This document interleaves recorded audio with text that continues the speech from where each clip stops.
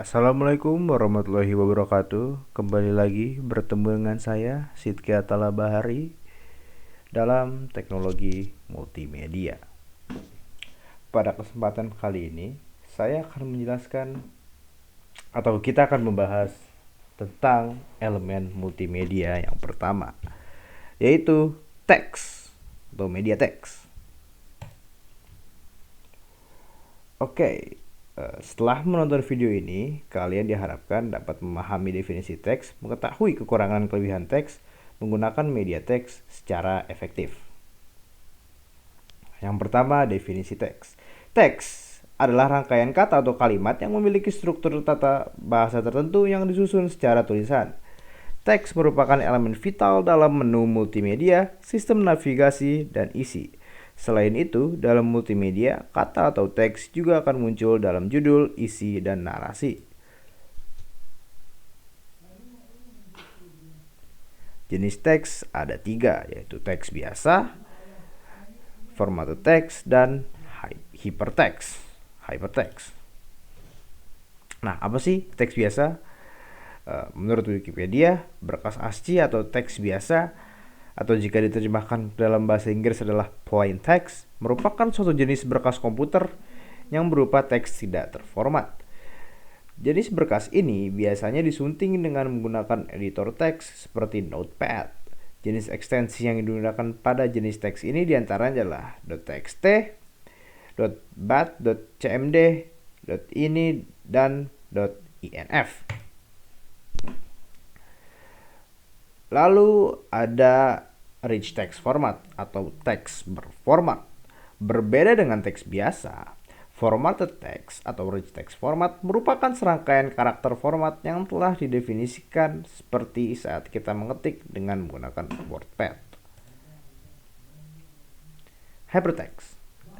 Hypertext diperkenalkan oleh Ted Nelson. Hypertext merupakan teks yang memiliki fasilitas linking. Contoh hypertext adalah HTML dan XML. Pembahasan hypertext akan dijelaskan lebih lanjut pada subbab selanjutnya. Oke. Teks digital atau digital text merupakan teks yang dapat ditampilkan pada perangkat digital. Pada era digital saat ini sangat penting untuk mempelajari bagaimana pengolahan teks digital sebagai salah satu alternatif agar dapat menyajikan informasi yang lebih menarik dan interaktif serta dapat berfungsi sebagai media berbagi informasi yang disebarluaskan secara lebih baik melalui media seperti website, kelas online, email, atau media digital. Lalu ada font dan typeface.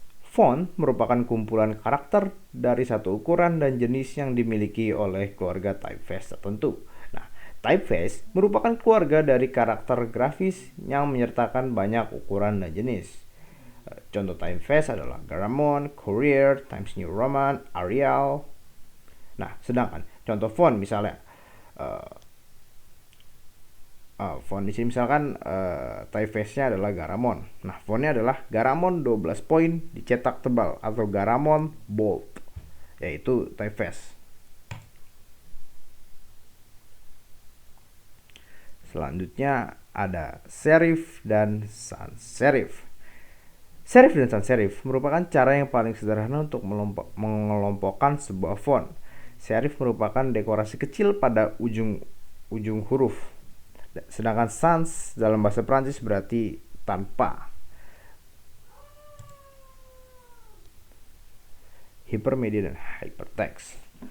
Multimedia interaktif menjadi hypermedia ketika desainernya menyediakan struktur dari elemen-elemen yang ditautkan dengan user sehingga dapat bernavigasi dan berinteraksi.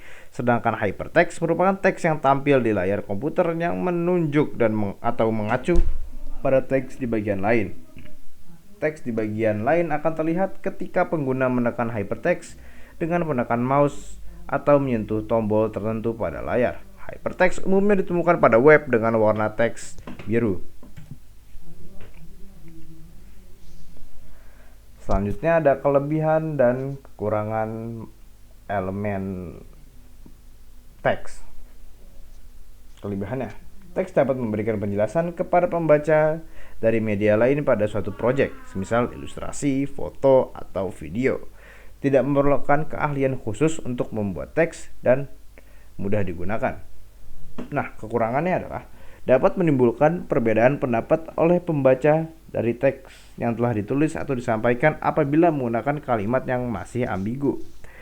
Jika terlalu banyak teks pada suatu dokumen, maka teks akan terkesan membosankan. Penggunaan media teks yang tepat. Ada beberapa tips untuk menggunakan media teks dengan tepat, yaitu 1. Pemilihan font yang tepat. Tidak menggunakan banyak ragam font,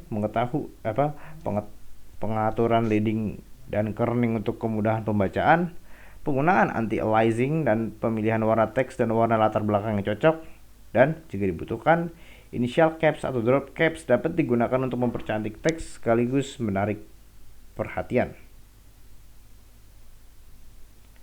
Baik, itu saja untuk video kali ini. Kurang lebihnya mohon maaf. Wassalamualaikum warahmatullahi wabarakatuh.